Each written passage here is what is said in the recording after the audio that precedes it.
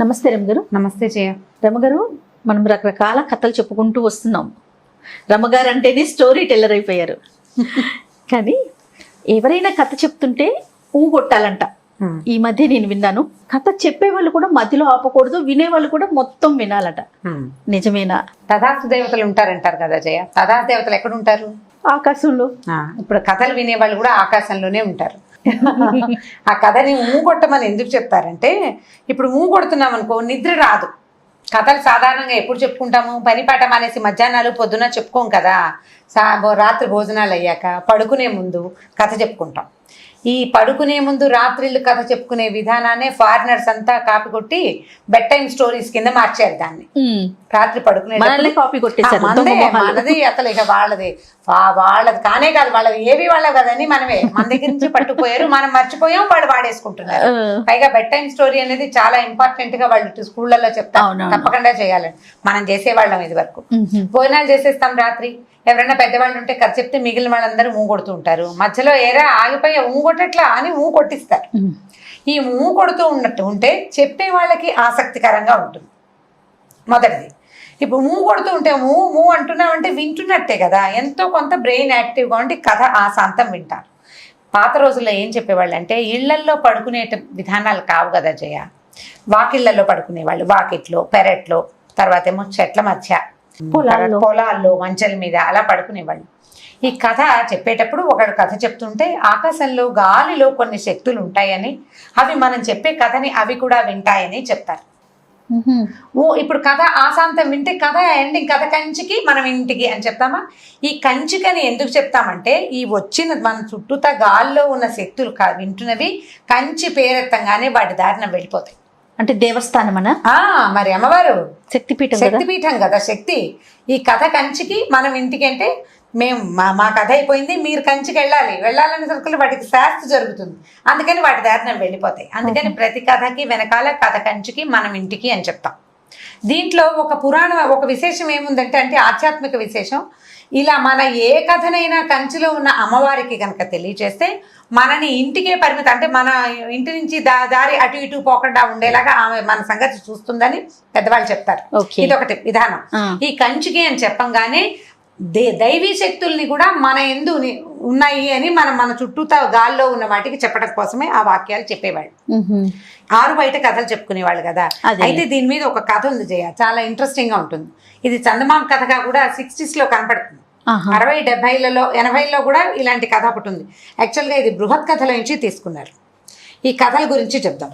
ఒక ఊళ్ళోనట ఒక రాజుగారి అబ్బాయి ఉండేవాడు. ఒక రాజుగారికి ఒక కొడుకున్నాడు. వాడు చాలా పొగరుబోతు, తొందరగా నిర్ణయాలు తీసుకునే స్వభావం, చాలా అందంగా ఉండేవాడు. కానీ రాజుకు ఒక్కడే కొడుకు అవటంతో వాళ్ళు ఏం చేసేవాళ్ళు అంటే, వాడు నందంటే నంది, పందంటే పంది, వాడు ఏది అడిగితే అది చేసి, వాడు ఎలా బిహేవ్ చేసినా ఊరుకుని గారాబంతో చేసేవాళ్ళు. అయితే వీడు ఎవరితోటి స్నేహం చేసేవాడు కాదు. కొన్నాళ్ళ తర్వాత వాడికి తనలాగానే ఒకే ఒక కొడుకుండి, బాగా ఆస్తిపాస్తులుండి, తనలాగానే పొగరుపోతుగా లేదా అంటే ఇష్టారాజ్యంగా సంచరించే ఒక కుర్రాడు తగిలాడు. వాడు ఎవడంటే ఒక వైశ్యపుత్రుడు, ఒక వణిక్పుత్రుడు, అంటే వ్యాపారస్తుల తాలూకు కుమారుడు. వాడు చక్కగా ఒకటే పొడుగు, ఒడ్డు పొడుగు, ఒకటే రంగు, చక్కగా అందంగా మనుషులు బాగుండేవాళ్ళు. వీడికి వాడి మీద లై కుదిరింది, నచ్చిందనమాట. ఫ్రెండ్షిప్ చేశాడు. వాళ్ళిద్దరూ ఎప్పుడూ కలిసి ఉండేవాళ్ళు. ఎలా చేసేవాడు అంటే, రాజుగారు అబ్బాయి తను ఏం కొనుక్కున్నా వర్తక పుత్రుడికి కూడా కొనాల్సిందే. తన భోజనం ఏం వంట చేసుకుని వాళ్ళు తిన్నారో ఆ వంటను అక్కడికి కూడా పంపించేవాడు. అట్లా బాగా స్నేహితుడుగా చూసుకునేవాడు. తనలాంటి వాడేవాడు అనే ఫీలింగ్తో వీళ్ళిద్దరూ కలిసి ఉండేవాళ్ళు. కొన్నాళ్ళకి ఏమైంది, పెళ్ళిళ్ళు చేద్దామనుకున్నారు ఈ పిల్లలిద్దరికి. ముందు ఈ అబ్బాయికి వర్తక పుత్రుడికి సంబంధం కుదరంగానే రాజుగారు అబ్బాయి అన్నాడు, నీ పెళ్లి కుదిరింది కదా, నేను కూడా ఫలానా రాజుగారు అమ్మాయిని పెళ్లి చేసుకుంటానని ఒప్పుకున్నాడు. పెళ్లి సంబంధం కుదిరింది. పెళ్లి సంబంధం కుదిరాక ఏమైంది, రాజుగారు అన్నాడు, అబ్బాయి రాజు కొడుకు అందరూ వెళ్ళిపోరు పెళ్ళికి, నువ్వు వెళ్ళి పెళ్లి చేసుకురా, స్నేహితుడితో పాటు వెళ్ళి పెళ్లి చేసుకురా, మేము ఇక్కడ ఉంటాము, నువ్వు తిరిగి వచ్చేసరికి స్వాగత సన్నాహాలు చేస్తామన్నారు. పాత రోజుల్లో అలా జరిగేవి, నాన్నలు ఉండక్కర్లా. ఈ మొత్తం జనాభా అంతా అంటే సైన్యము గీన్యము అంతా వచ్చేదన్నమాట. అయితే అప్పుడు ఏమైంది, ఈ రాజుగారి అబ్బాయి తన స్నేహితుడైన ఈ వ్యాపారస్తుడు కొడుకు, వణిక్పుత్రుడు రాజపుత్రుడు అంటారు, ఇద్దరు కలిసి ఏనుగు మీద బయలుదేరి పెళ్లికి మొత్తం వెళ్తారని వెళ్ళారు. మామూలుగా పెళ్లి రాజుగారి కుమారుడు వెళ్తున్నాడంటే మంది మార్బలం వాళ్ళు వీళ్ళు కొంత అంతఃపురం, ఆడవాళ్ళు సేవ చేయడానికి దాసదాసి జనం వీవన్లు విసిరేవాళ్ళు, వింజామర్లు విసిరేవాళ్ళు, ఛత్రాలు పట్టుకునేవాళ్ళు, తాంబూలాలు కట్టించేవాళ్ళు, భోజనానికి వంటకి ఇన్ని కావాలి కదా. ఈ గుంపు అంతా పోయింది మొత్తం. వెళ్తుంటే రాజుగారి అబ్బాయికి ఏంటంటే చిన్నప్పటి నుంచి పెంచిన దాది ఒకటి ఉంది. దాది అంటే ధాత్రి అంటారు, పాలు ఇచ్చిన తల్లి అనమాట. ఆవిడ్ని తనతో పాటే ఉంచుకునేవాడు ఈ అబ్బాయి. ఎందుకు? వీడికి రాత్రిపూట కథలు వినే అలవాటు, కథలు వినాలి. ఆ దాది ఏం చేసేది, చిన్నప్పుడు అంటే రాజకుమారులకి పాలిచ్చి పెంచేందుకు దాదులు ఉండేవాడు. ఇదంతా లోక సహజమైన సంగతి, అదేం ప్రత్యేకమైన కథ ఏం కాదు. తల్లులు ఇప్పుడు రాణులు ఉంటారు కదా, రాణులు ఉన్నా కూడా పాలిచ్చి పెంచడానికి కొంతమంది దాదులు ఏర్పరచుకునేవాడు. ఇవి పాత కథల్లో కనపడతాయి. ఈ దాదిని కూడా తనతో పాటు తీసుకుపోయాడు పెళ్లికి. ఎప్పుడు పడితే అప్పుడు పాలు ఎలా వస్తాయి రమ్మ గారు? అంటే ఇప్పుడు అలా పిల్లల తల్లుల్ని ఉంచుకుంటారు జయ. పిల్లల తల్లుల్నే ఈ రాజకుమారుడికి పాలు ఇవ్వడానికి అట్టు పెట్టుకుంటారు. ఇప్పుడు చిన్నతనంలో పాలిచ్చి పెంచింది, తర్వాత ఆ పిల్లాడు ఆ తల్లికి అలవాటై ఉంటాడు, ఖచ్చితంగా అలవాటైపోతారు కదా. ఈ రాణిగారు ఉన్నప్పటికీ ఈ దాది అతనితోటే పాటే ఉండటం, అంత పిల్లాడికి అన్నం పెట్టడం, పిల్లాడికి అన్నం పెట్టడము, ఆ తర్వాత ఏమో ఆ పిల్లాడికి కావాల్సినవి చూడడం అలవాటై ఉంటుంది కదా. స్పర్శకి అలవాటు పడి ఉంటారు. ఆ దాదులు ఈ పిల్లలతో పాటే ఉండటం అనేది లోక సహజంగా జరిగే సంగతే. రాజకుటుంబాలు అది విచిత్రమైన కథలు ఏం కాదు, ప్రత్యేకమైన సంగతి కాదు, సహజంగా జరుగుతుంది. ఈ దాదిని కూడా తెచ్చుకున్నాడు. సరే ఏమైంది, మధ్యలో ఒక అడవిలో విశ్రమించారు. వాళ్ళు చాలా వెన్నెల రాత్రట. అయితే ఏమైంది, బాగా వీళ్ళిద్దరు కలిసి సరదాగా ఈ రాజకుమారుడు ఈ స్నేహితుడు తాగారు, ఏదో మద్యపానం చేశారు. కాస్త అంటే మదిర లాంటివి తీసుకుంటారు. తాగిన తర్వాత ఏమైంది, ఆ వెన్నెల్లో పడుకుంటే ఎంత బాగుంది, ఎంతో బాగుందని దాది కథ చెప్పవే అన్నాడు. ఈ దాది ఏం చేసింది, పగలల్లా ఏనుగు మీద ప్రయాణం చేశారు కుర్రాళ్ళిద్దరు, అలసటగా ఉంటుంది. అవి తాగిన మత్తు, కథ చెప్పు, అలవాటు మీద కథ చెప్పమన్నాడు. ఈడో పక్కన కూర్చుంది కొంచెం ముసలిది, కథ చెప్పడం మొదలుపెట్టేసరికి పిల్లవాడు ఏదో మదిరాది తాగి ఉన్నాడు, తిన్నాడు, తాగాడు, పగలు అలసిపోయాడు. వాడు కాస్త చల్లగా నిద్రపడ్డాడు, అండం మానేశాడు, నిద్రపోయాడు. ఎవరు అనకపోయేసరికి కథ చెప్తున్న దాదికి కూడా వెన్నెల, చల్లగాలి, అటవీ ప్రదేశం, దానికి కూడా నిద్ర వచ్చేసింది. ఆ ముసలమ్మకు కూడా అది కూడా ఆ మంచానికి తల అంచుకుని నిద్రపోయింది. ఈ వణిక్పుత్రుడు ఉన్నాడు కదా కుర్రాడు, వీడు మాత్రం రాజుగారి అబ్బాయి నిద్రపోతున్నాడు, వీడికి కాపలా ఉండాలని వాడు మాత్రం నిద్రపోకుండా మెలకుగా ఉన్నాడు. అటవీ ప్రదేశం, నిద్రపోకూడదు, మెలకుగా ఉండాలి ఎవరో ఒకళ్ళు. ఇంతలో ఏమైంది, బయట నుంచి ఆడవాళ్ళు మాట్లాడుకుంటున్నారట. ఏమిటా అని వీడు వెళ్ళి విన్నాడు, చెవిటి పెడితే ఒక 5-6 ఆడవాళ్ళు ఉన్నారు. అందులో ఒక ఆవిడ చెప్పింది, దుర్మార్గుడు కథ చెప్తుంటే నిద్రపోయాడు, ఈ కథ ఎలా వింటాం మనం, వీడు చూసుకో, వీడి సంగతి చెప్తాను, వీడు లేచి ఇక్కడ ఒక హారం పెడతాను, ఒక వస్తువు కింద పడేసింది, ఈ హారాన్ని చూస్తాడు, అది తీసాడు, చచ్చాడే వీడి వల్ల కథ పోయింది అని శపించిందట. ఒక హారాన్ని పడేసింది.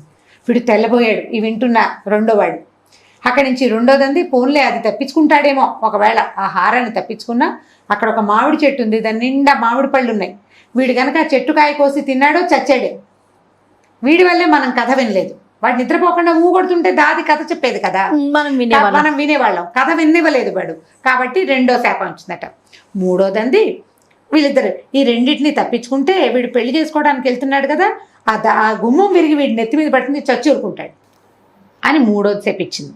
నాలుగోది ఏమందంటే, సరే ఈ 3 తప్పించుకున్నా కూడా ఎవడైనా ఈ సంగతి విని నీకు చావుందని చెప్పాడో అప్పుడు కూడా చస్తాడు వాడు అని నాలుగోది చెప్పించింది.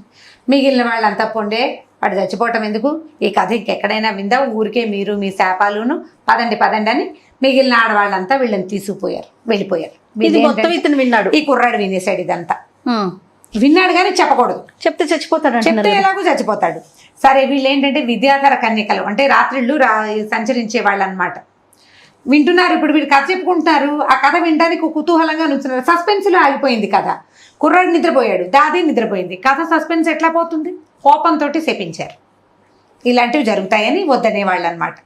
అక్కడి నుంచి ఈ కుర్రాడు ఏం చేశాడు, మెలకుగా ఉన్నాడు, రాత్రంతా నిద్రపోలా.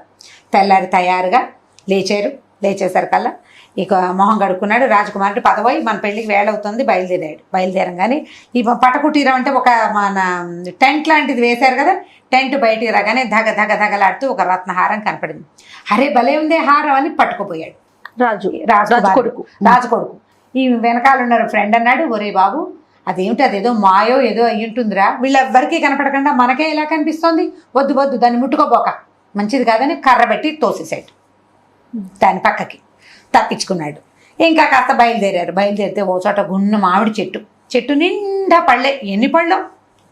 అయ్యేసరికల్లా రాజకుమారుడు అంటే ఏం కాపరా మామిడి పళ్ళు ఉన్నాయి కోసుకుందాం మామిడి పళ్ళ చెట్లను చూస్తే నువ్వు కోసుకురా అనరు, చెట్టు ఎక్కేద్దాం అనిపిస్తుంది. అది అట్లా ఆకర్షించేసరికల్లా పక్కన ఉన్న ఫ్రెండ్ అన్నాడు, ఓరు బాబు అదేం చెట్టురా, చెట్టు నిండా పళ్ళు ఉంటే ఓ పిచ్చుక లేదు, పిట్ట లేదు, చిలక లేదు, కోయిల్ లేదు, ఏదైనా ఉండద్దు, పైగా అంత నిండుగా పళ్ళేలా ఉంటాయి, కొన్నైనా చిలకలు కొట్టేయాలి కదా, ఇంత నిండు మామిడి పళ్ళ చెట్టు ఏ మాయ చెట్టు నమ్మద్దు, వద్దు నువ్వు ఆ చెట్టును ముట్టుకోబోక, ఈ కాయలు లేకపోతే పోయిందిలే అంటే ఊరుకున్నాడు. ఏమనుకున్నాడు, వీడు హారం కనపడితే తీసుకొనివ్వలేదు, మామిడి పళ్ళు కనపడితే కొయ్యనివ్వలేదు, ఏమిటి వీడి సంగతి అని మనసులో అనిపించింది.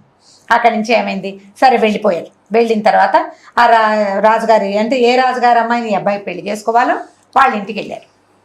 రాజు వెళ్ళేసరికల్లా ఏమైంది, రండి ఇదే పెళ్లి మండపం అని చూపించారు.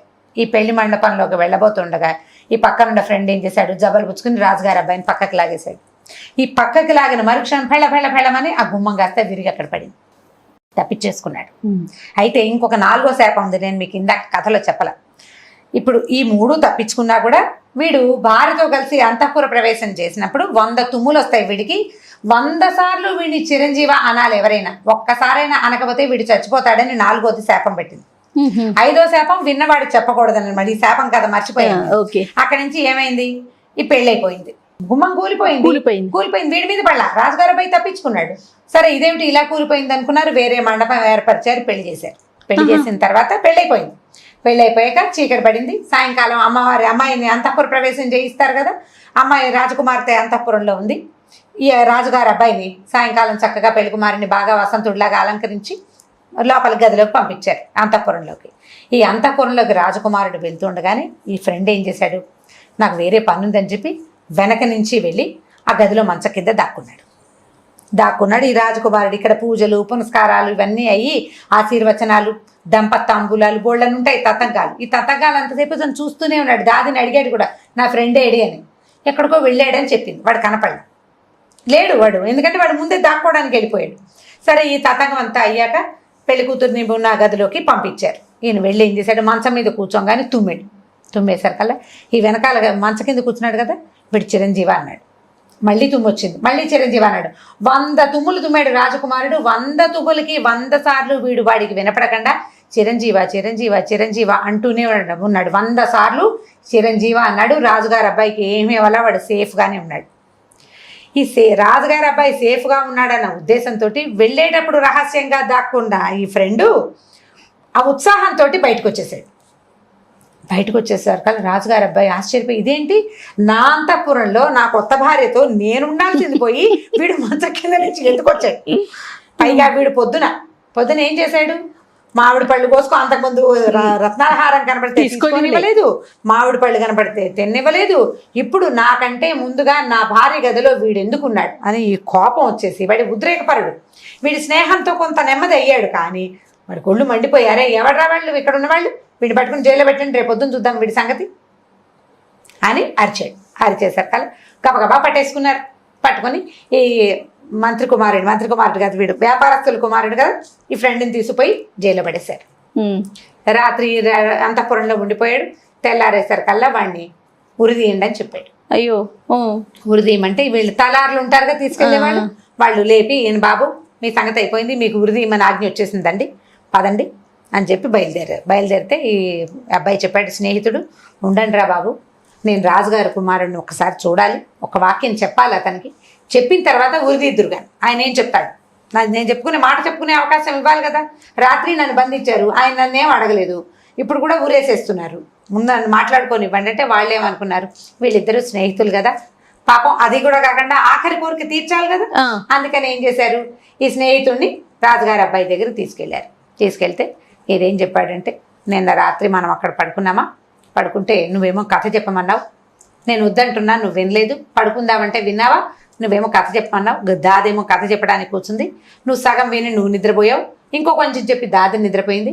అప్పుడు కొంతమంది విద్యాధర కన్యకల దారిలో వెళ్తూ కథ సగం విని వీడి వల్ల కథ వినలేదు కాబట్టి ఇవి శాపాలు వీడికని నేను శపించారు, కావాలంటే చూసుకో, నువ్వు ఆలోచించంటే హారం కనపడింది నిజం, మామిడి పళ్ళు కనపడ్డాయి నిజం, వీడికి తప్పిస్తే ఎవరికి కనపడలే. అవి గుమ్మం కూలిపోవటం ఒకటి తార్కాణంగా కనపడుతుంది, తను 100 తుమ్ములు తుబ్బటం కూడా నిజంగానే కనపడింది.